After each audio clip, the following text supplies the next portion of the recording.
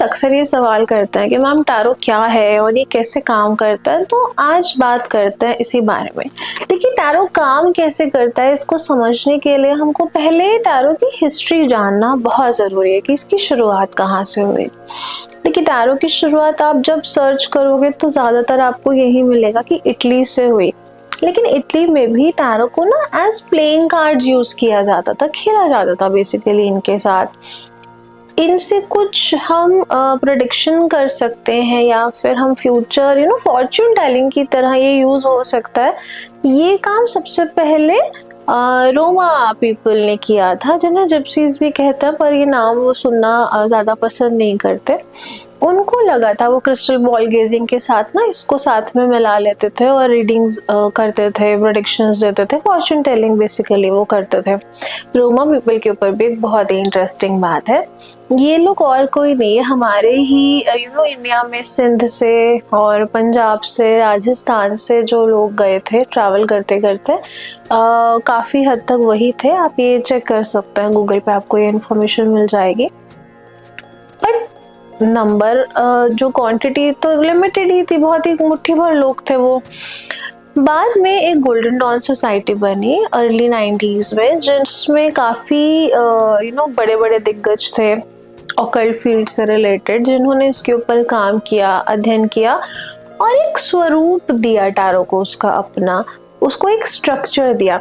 उससे पहले इसको टेरिकिनी, टोरा, तरोकी ऐसे कई नामों से बुलाया जाता था। वहीं पर इसको एक नाम भी मिला जिसे टैरो कहा गया। वहाँ पर मिस्टर एवेट थे, जिन्होंने हमें अभी जो मोस्ट वाइडली यूज्ड हमारा डेक है await, original await deck classical, वो भी उन्होंने हमें दिया और proper structure, research and work के साथ ये कार्ड्स जो थे वो लॉन्च किए गए। अब ये काम कैसे करते हैं? देखिए, टैरो बेसिकली क्या है, कुछ नहीं है, ये आपके सबकॉन्शियस माइंड की रीडिंग है।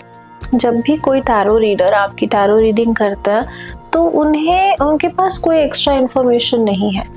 ये हर कार्ड अपने आप में एक एनर्जी को दिखाता है। वो आप ही के सबकॉन्शियस माइंड से इन्फॉर्मेशन लेते हैं और वो अपने कार्ड्स के थ्रू रीड करते हैं।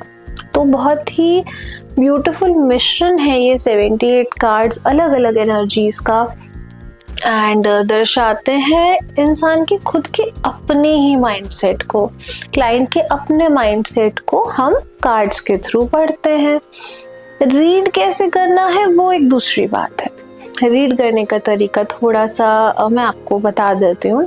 सबसे पहले एक चीज़ होती है शकुन शास्त्र। शकुन शास्त्र का नाम जो एस्ट्रोलॉजी बैकग्राउंड से है उन्होंने ज़रूर सुना होगा, जिन्होंने नहीं सुना है उनके लिए बता देती हूँ।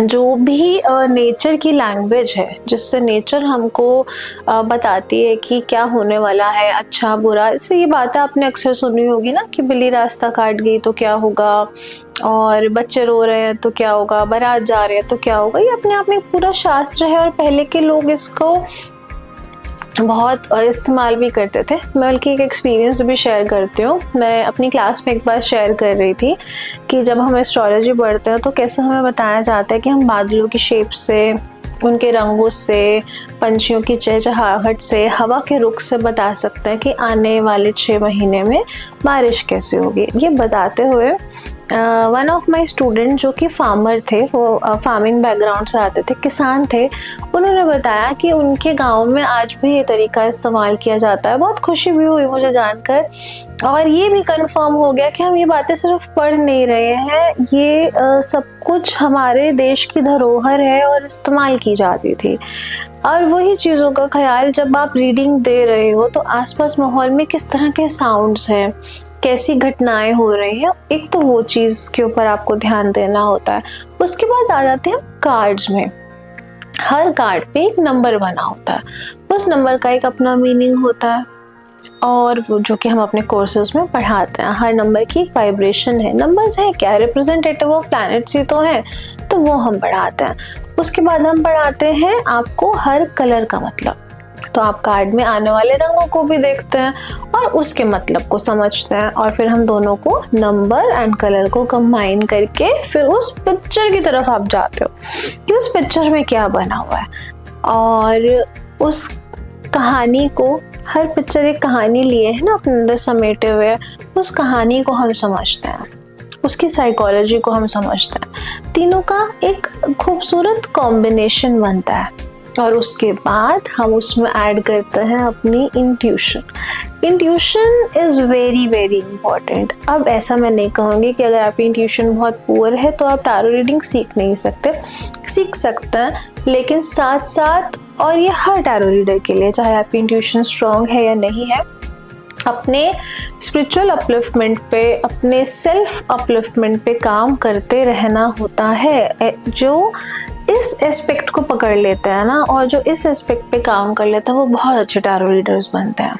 तो last but not the least, it will be your intuition, और सभी को घोल कर और मिश्रण करके टैरो रीडिंग की जाती है।